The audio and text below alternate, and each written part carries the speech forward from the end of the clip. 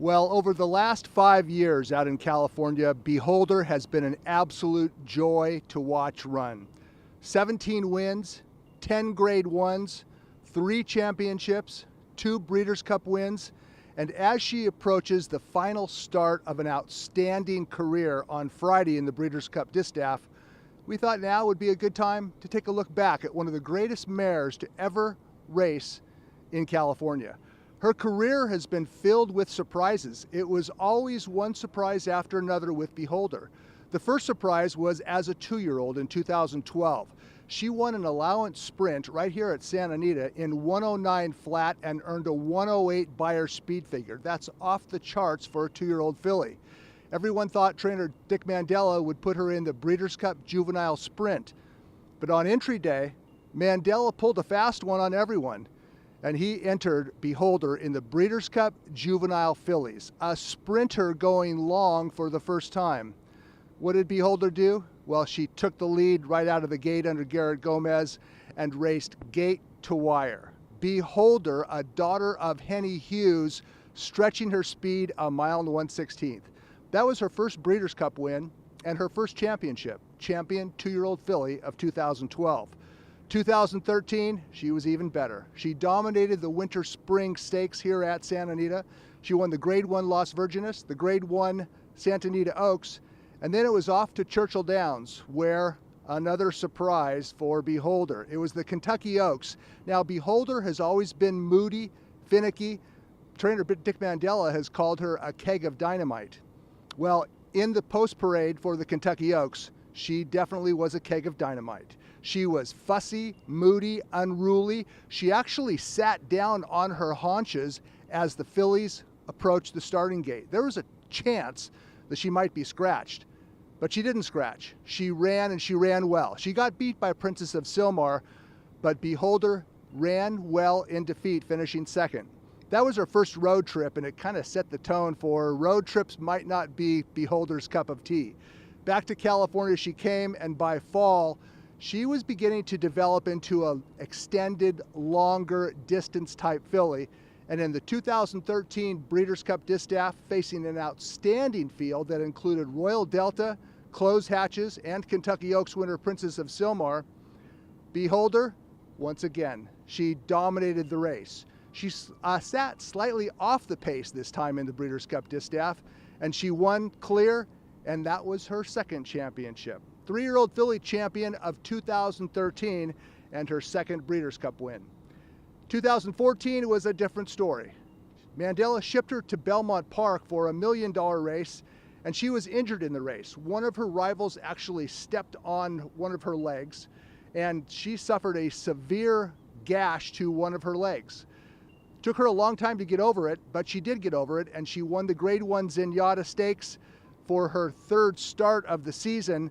But on the eve of the Breeders' Cup Distaff, she got sick, and she missed the Breeders' Cup Distaff. 2014, she only made 3 starts, but one of them was a Grade 1 win, and that was important because Beholder and Grade 1s go together.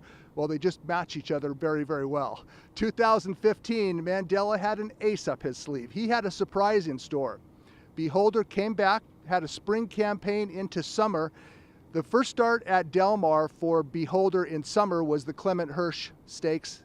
And I talked to Dick Mandela a couple days before, and I asked him seemed like a silly question at the time. I said, Dick, if Beholder wins the Clement Hirsch, would you even remotely consider taking on boys 3 weeks from now in the Pacific Classic?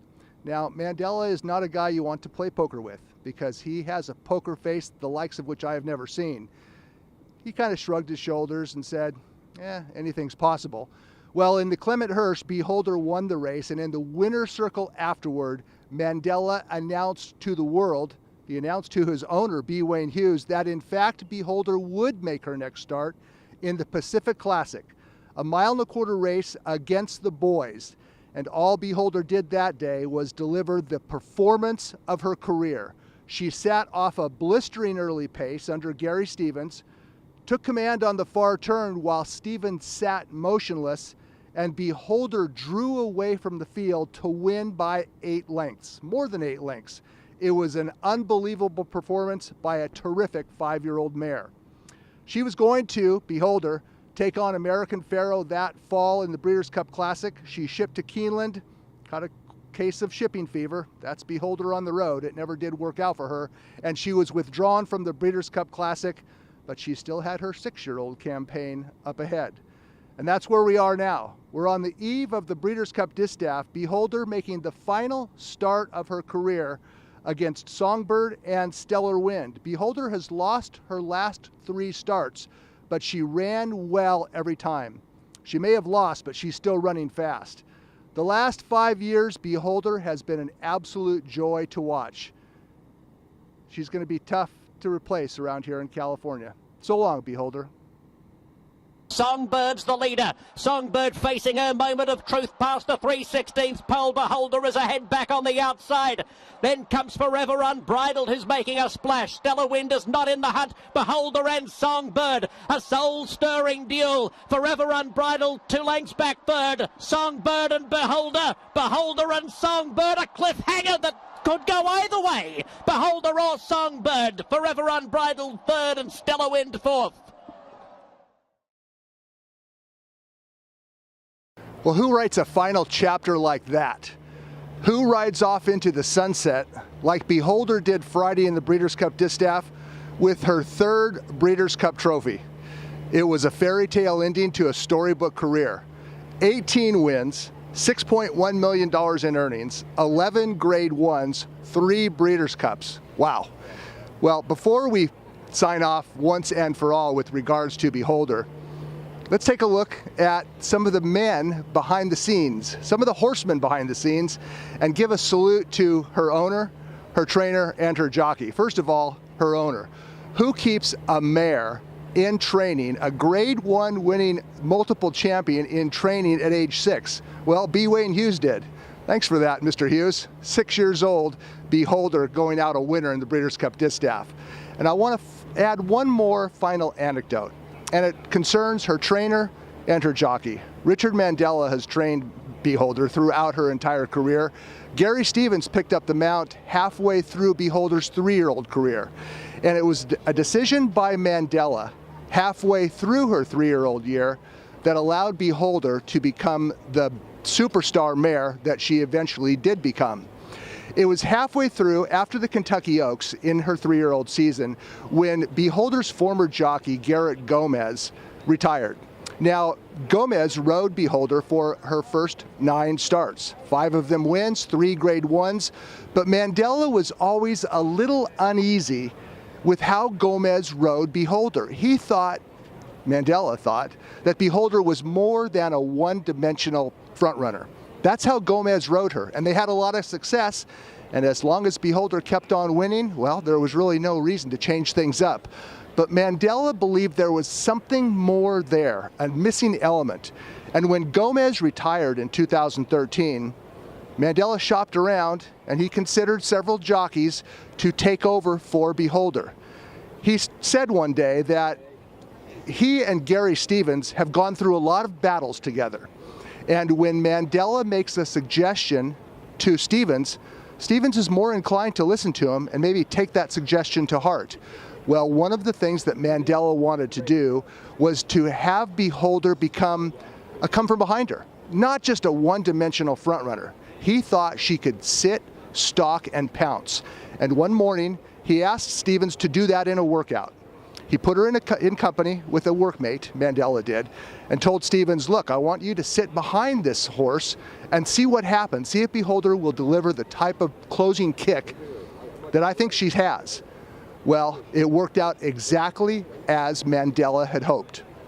Stevens took Beholder back in the workout. She blasted home, and back at the barn afterward, Stevens, quote, to Mandela, I'm going to paraphrase, it was one word, it was, wow.